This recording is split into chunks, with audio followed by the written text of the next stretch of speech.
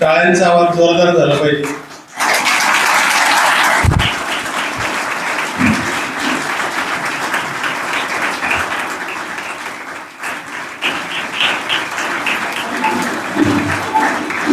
प्रसारक मंडळद्वारा संचलित बाबूजी आव्हाड महाविद्यालय पाथर्डी जिल्हा अहिल्यानगर के संयुक्त तत्वाधान में आयोजित दिवसीय राष्ट्रीय संगोष्ठी भारतीय ज्ञान परंपरा के परिप्रेक्ष्य में हिंदी और मराठी का साहित्य, इस उद्घाटन समारोह कार्यक्रम में सभी उपस्थित मेहमानों का हार्दिक स्वागत। इस कार्यक्रम की शुरुआत स्वागत गीत से हो रही है। मैं स्वागत गीत कुमारी करुणा रोकड़े और सहकारी राजकृष्ण डोळस यांना विनंती करतो की आपण स्वागत सादर करा। हेलो,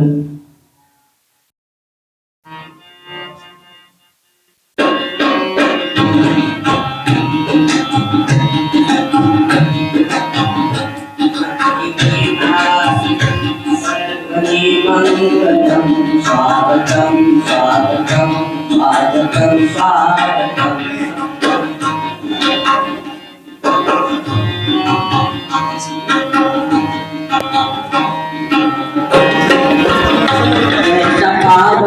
सुहावन समय आज है, आप आए अतिथियों में सरताज है। सुहावन सुहावन समय आज है, आप आए अतिथियों में सरताज है। की भांति पूजन करे आज, की भांति पूजन करे आज।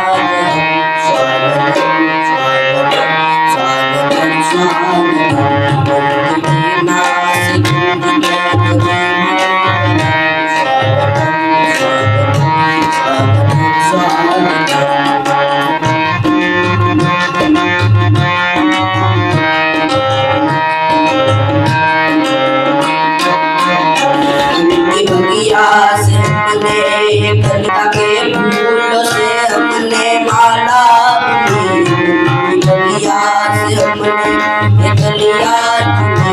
कलिका के फूलों से हमने माला बुनी, करते मिलके अर्पिता सुमन आज, करते मिलके अर्पिता सुमन आज। स्वागतम स्वागतम स्वागतम स्वागतम।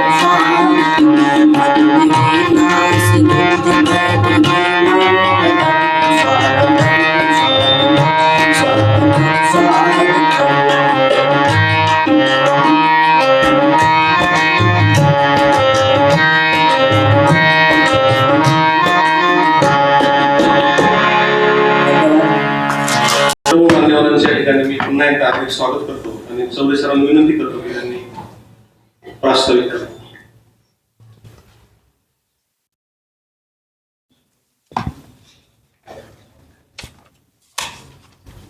केंद्रीय हिंदी संस्थान आगरा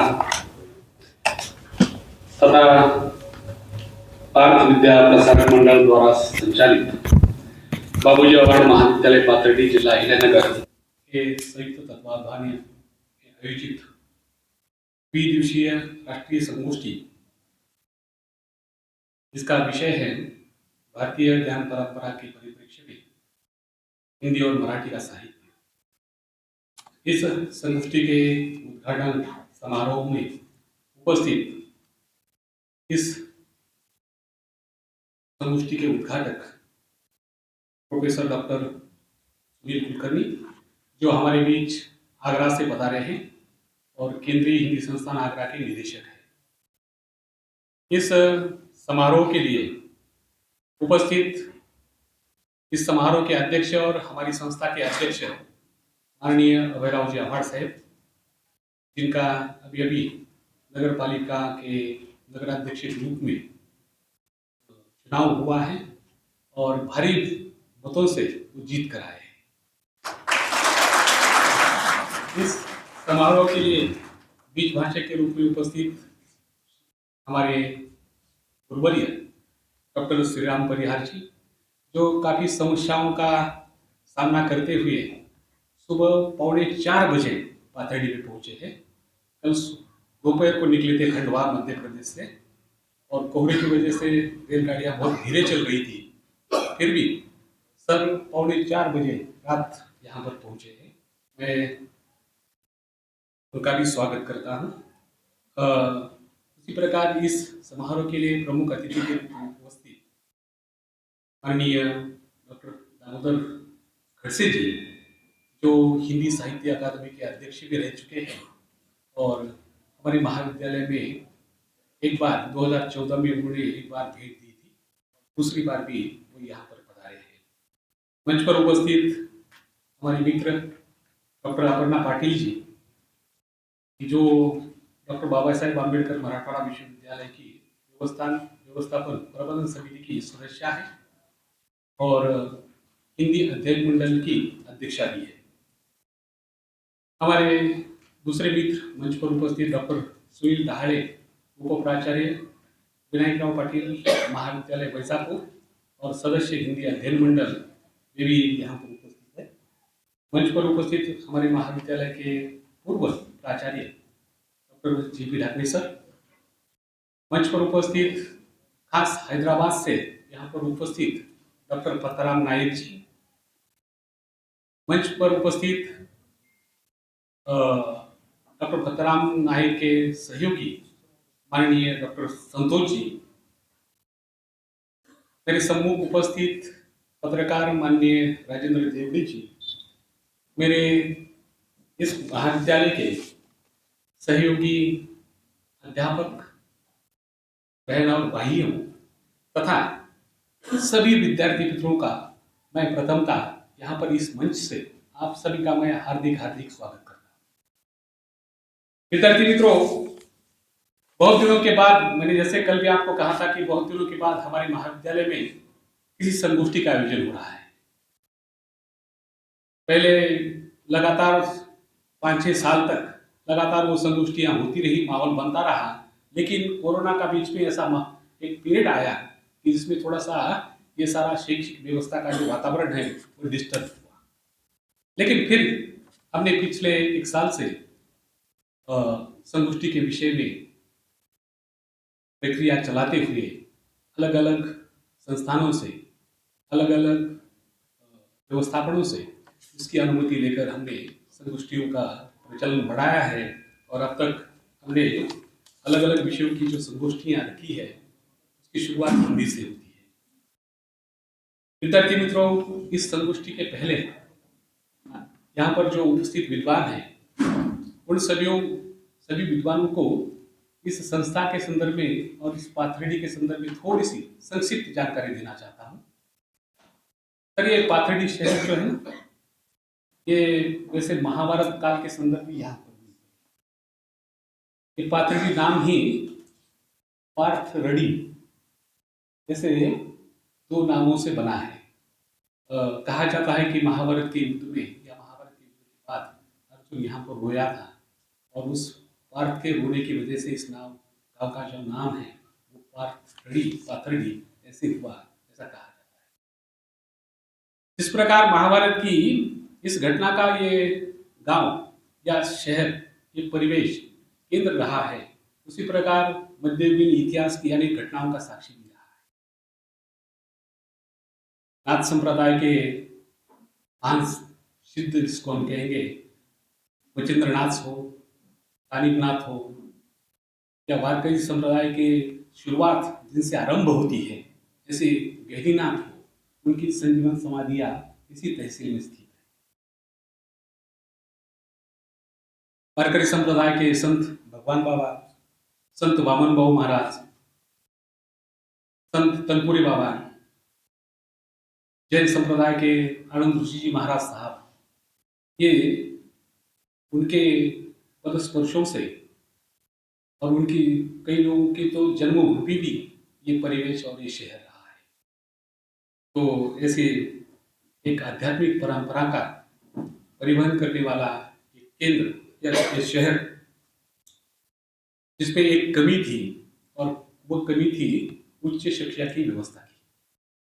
लेकिन पाथर्डी के पूर्व विधायक, महान स्वतंत्रता सेनानी इतने दूरदृष्टि वाले होते थे कि 1965 में उनके समझ में आ गया कि पाथर्डी का अगर विकास करना है, समुचित विकास करना है, तो यहाँ पर उच्च शिक्षा की व्यवस्था होनी बहुत जरूरी है। और उन्होंने 1965 में पार्थ विद्या प्रसारक मंडल की स्थापना करते हुए 1966 में जनता महाविद्यालय, वरिष्ठ महाविद्यालय, इस महाविद्यालय की शुरुआत। और मुझे बताते हुए ये खुशी होती है कि वो जनता महाविद्यालय तब का नगर जिले में तब केवल 4 कॉलेज थे, और उन 4 कॉलेजों में एक हमारा ही कॉलेज था।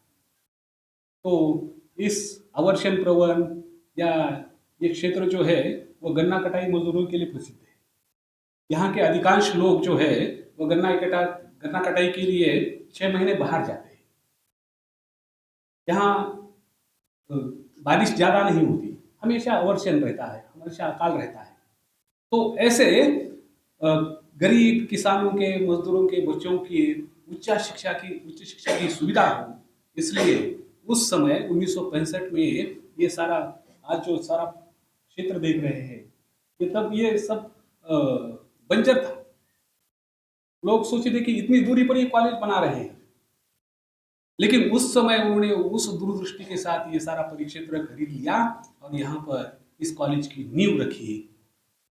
इस कॉलेज की शुरुआत 48 विद्यार्थियों से हुई थी, उसकी संख्या 4800 तक पहुंच गई।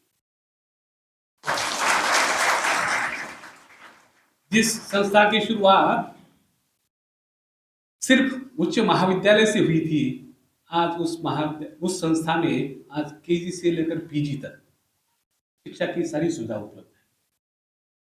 इस क्षेत्र में या इस परिसर में ये जो शैक्षिक संकुल है, इसमें आज लगभग 5,500 बच्चे पढ़ रहे हैं। यहाँ पर नजदीकी हमारा स्कूल है, वहाँ पर भी लोगों के एडमिशन के लिए इतनी भीड़ हो जाती है कि हमें मेरिट लगाना पड़ता है। तो इस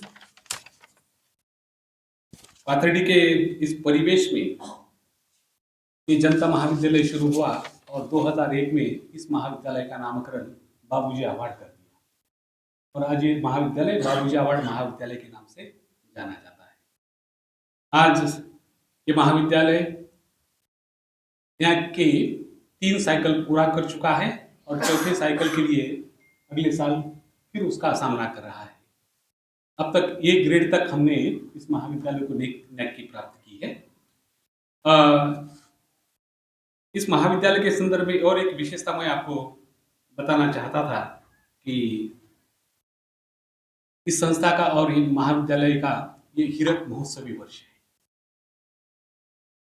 इस संस्था ने और महाविद्यालय ने एक साथ ही अपने 60 साल पूरे किए हैं, और किसी भी महाविद्यालय के लिए, किसी भी संस्था के लिए 60 साल पूरे करना, हीरक महोत्सवी वर्ष या हीरक महोत्सव मनाना, ये अपने आप में गर्व की बात होती है। हमें भी वो गर्व अनुभव हो रहा है।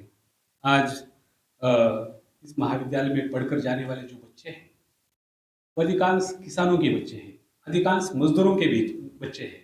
उनकी अपेक्षा बहुत अधिक नहीं कि वो IAS बन जाए, उनकी अपेक्षा वो इतनी नहीं कि वो कोई सेक्रेटरी वगैरह बन जाए।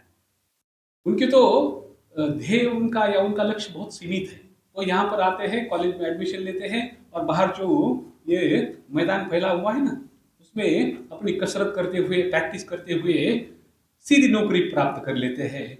और हर साल हमारे महाविद्यालय से पुलिस और सेना में भर्ती होने वाले बच्चों की संख्या 150 से आगे होती है। 150 बच्चे यहाँ से हर साल पुलिस में और सेना में भर्ती हो जाते हैं। तो ये भी हमारे लिए अत्यंत गर्व की बात है। और वैसे तो ये परिवेश सारा अहिंदी भाषी है,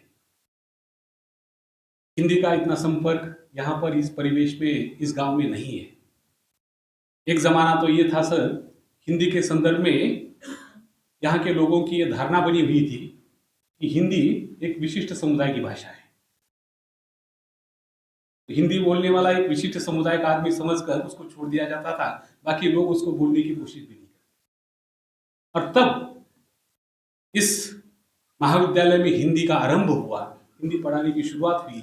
1966 से ही हिंदी विभाग यहाँ पर कार्यरत है और इस हिंदी विभाग को अब तक रतनलाल सोनाग्रा हो, बीसी महेंदरगी हो, ऐसे महान अध्यापकों ने यहाँ पर सेवा दी और जिसकी तीसरी परंपरा में मैं अब आता हूँ और मैंने भी मेरी तरफ से जितना हो सके हिंदी को बढ़ाने का, प्रचार प्रसार करने का और हिंदी की सेवा करने का कार्य किया है। आज मुझे खुशी होती है कि जब मैं इस महाविद्यालय पहुंचा था तो हिंदी पढ़ने वाले बच्चों की संख्या उंगलियों पर गिनती की जाए ऐसी थी। फर्स्ट ईयर में 10 बच्चे थे, सेकंड ईयर में 8 थे, TY में 2 थे जो मुझे अंत तक पता नहीं चले कि कौन थे। जब ऐसी स्थिति में आया तो मैंने ये पहले भ्रम या लोगों के मन से ये निकाल दिया कि हिंदी कोई किसी विशिष्ट समुदाय की भाषा है। ये हिंदी तो अपने देश की एक राजभाषा है, राष्ट्रभाषा, अपनी भाषा है। और फिर बच्चों का धीरे धीरे परिचलन हिंदी की ओर बढ़ता गया और मुझे अब खुशी होती है कि हिंदी पढ़ने वाले बच्चों की संख्या अब महाविद्यालय में 250 तक पहुंची है। मुझे दुष्यंत कुमार जी का वो शेर याद आता है जिसमें वो कहते हैं कि फिर धीरे धीरे यहाँ का मौसम बदल रहा है, फिर धीरे धीरे यहाँ का मौसम बदल रहा है। वातावरण जो अब तक सोया था, वातावरण जो अब तक सो रहा था अब आंखें मल रहा है। हे आता लहान लेकरू आहे ना का, झोपेतून उठल्यानंतर असं डोळे सोडतं, तसं हिंदी सुद्धा आता डोळे सोडू लागलेली। तो इस माहौल में हिंदी की सेवा करते हुए अत्यधिक मुझे खुशी का अनुभव होता है। आज हमने अनेक संगोष्ठी का आयोजन किया है, अनेक छात्र यहाँ पर PhD कर रहे हैं। इतना ही नहीं तो 3 जो लोगों पर शोध योजनाएं हैं वो भी यहाँ मैंने पूरी की है और हिंदी की सेवा करते हुए आगे बढ़ने की कोशिश कर रहा हूँ। संगोष्ठी के लिए विषय के संदर्भ में भी बहुत सारी चर्चाएं हुई, लेकिन अब राष्ट्रीय शिक्षा नीति 2020 के तहत जो भारतीय ज्ञान परंपरा एक अनिवार्य विषय के रूप में रखा हुआ है, उस विषय को हमने इस संगोष्ठी के लिए चुना क्योंकि अध्यापकों और विद्यार्थियों के लिए ये दोनों तरह से फायदेमंद था और उसका लाभ अध्यापकों को और विद्यार्थियों को भी होने वाला था। और इस भारतीय ज्ञान परंपरा को फिर एक बार हम जिसे हम थोड़ा सा भूल चुके हैं, हम उसको फिर एक बार नए तरीके से समझना चाहते थे और उस पर चर्चा हो, विद्वानों के उसके संदर्भ में विचार हमें सुनने को मिले, उस पर विचार विमर्श हो। इस उद्देश्य से इस विषय को लेकर हमने इस संगोष्ठी का आयोजन किया है। मैं सिर्फ एक बात कि जिस ज्ञान परंपरा की हम बात कर रहे हैं, हमारी संस्था का ब्रीद वाक्य ही है, नहीं ज्ञानेन सदृशं पवित्रतिः विद्यते। ये गीता के 4थे अध्याय का 39वां श्लोक है। इसमें भगवान श्री कृष्ण ने कहा था कि ज्ञान के जैसी पवित्र वस्तु या पवित्र क्षेत्र दूसरा कोई नहीं है, अस्तित्व में नहीं है। तो उसी ज्ञान को हम इस संगोष्ठी के माध्यम से फिर एक बार समझना चाहते हैं। मैं यहाँ पर पधारे हुए हमारे पत्रकार मित्र राजेंद्र साहब और सभी मान्यवरों का फिर एक बार महाविद्यालय की ओर से हार्दिक स्वागत करता हूँ और मेरा प्रस्तावित जो है थोड़ा सा यहाँ पर रोकते हुए मैं सभी मान्यवरों से निवेदन करता हूँ कि आप दीप प्रज्वलन करके इस संगोष्ठी का उद्घाटन कीजिए।